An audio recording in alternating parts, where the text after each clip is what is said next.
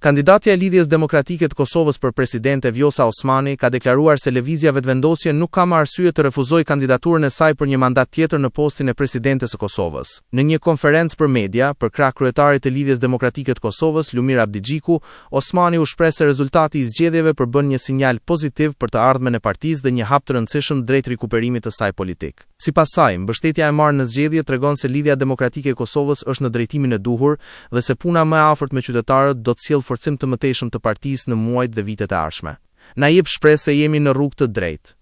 Me më shumë punë në terren dhe afër qytetarëve, besoj se Lidhja Demokratike e Kosovës do të vazhdojë të ringritet, deklaroi Osmani. Ajo theksoi se procesi i rikthimit politik të Lidhjes Demokratike të Kosovës sapo ka nisur dhe se partia ka potencial për të zgjeruar më tej mbështetjen elektorale. Koha e ringritjes vetëm ka filluar.